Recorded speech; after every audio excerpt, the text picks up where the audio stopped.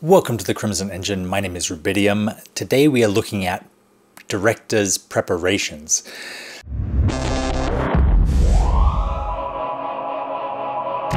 This is part of the Neon Noir behind the scenes pre-production. I'm gonna, try and keep this cool, well, I think it's cool, the pink and blue sort of like lighting scheme on these videos so that you can tell from the thumbnails that they're specific to this project.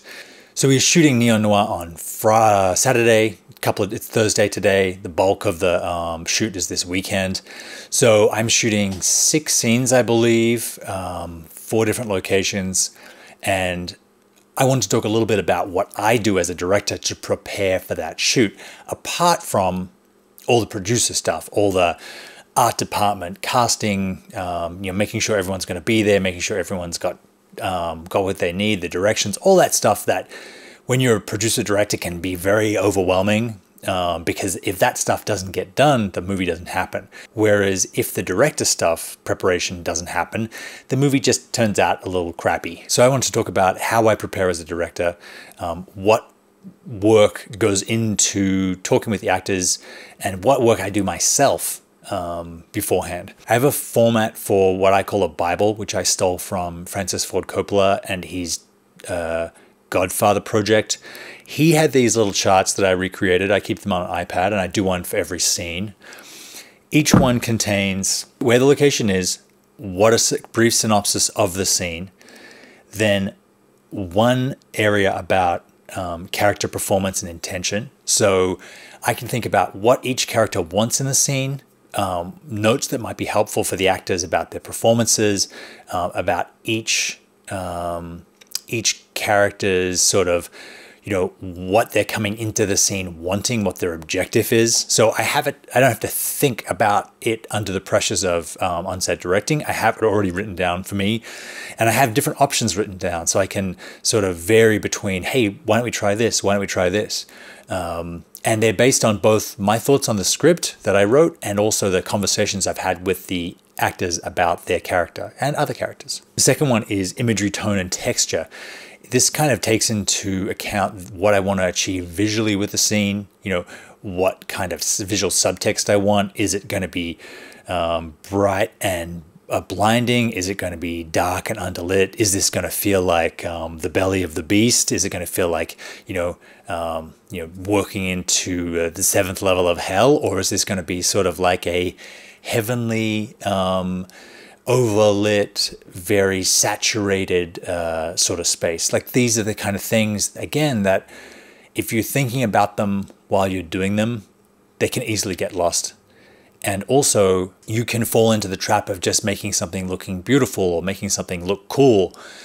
Whereas if you're doing that, it's not supporting the story. It's not supporting the subtext. It's not enhancing the scene thematically. It's just enhancing the scene visually. And, I think that when you go to a film and it looks good, but it didn't really make you feel anything, it's because the DP and the director just went for beauty over substance. So in this area here, I can look at that while we're lighting and be like, should we have more shadow? Should we have more light? How should we block it? How should we stage it? Where do I put the actors, or work with the actors on the blocking, so that I kind of start bringing that into the scene. Third one is what I call core. Like, what is the essential takeaway of this scene? Why is this scene in the script? What do I want the audience to leave with in this scene? And then the last little piece of this Bible template that I have is called Pitfalls, which is, Francis Ford Coppola did it as well, where he just sort of talks about, what can't this look like? What is the cliche of this scene? For me, and this one, it just can't feel like a regular business meeting. This is the opening of our film. It can't be just 2 guys talking at a table. It has to really have more punch than that, more subtext than that. It has to have more impact than that. And so the way that, if once we're shooting it, it feels to me like I can look down there and be like, well, this does seem like a business meeting. How can we add more power to the scene to make it feel like it matters? So I'll do this Bible for each scene that we're shooting. I think we're shooting 3 on Saturday, 3 on Sunday. I'll have them on the iPad. I'll also have them printed out in my pocket so that when there's a couple of seconds between setups, or when there's just a lull, or when we're at lunch or we're getting coffee, I can look down and reaffirm for myself that I'm on the right track. You know, I may throw all of this out and come up with something else with the actors on the spot, but you know, it is really tough to rely on that. Rely that magic will happen and that you'll find something. The other problem of improvising in that way is that each scene might be its own thing in a way that's disconnected to other scenes. As a director, your job is to, you know, have everything feel whole, have it all part of the same story, not, you know, a sequence of really great scenes that don't connect and don't advance the story. Apart from doing the Bible, I check in with all the actors, talk to them about their wardrobe, talk to them about their performances, talk to them about choices. I really make an effort to make myself available for them, even if I just, you know, call them every day, a couple of days before we shoot, and say, hey, any questions, any thoughts, what are you worried about?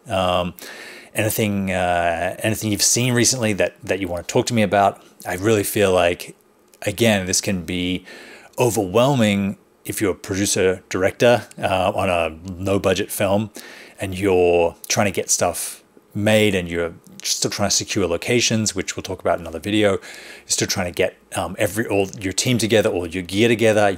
This can like fall by the wayside, and that's a pity, because, you know, if you're just going to make a film and it's not going to be very good, why bother, right? It's not enough to make a film. You have to make a good film to make it worth everybody's time. So that's my little talk about my preparation as director for Neon Noir. We'll talk a little bit more about the other pre-production aspects of this, but in 2 days' time, we got to shoot. So wish me luck.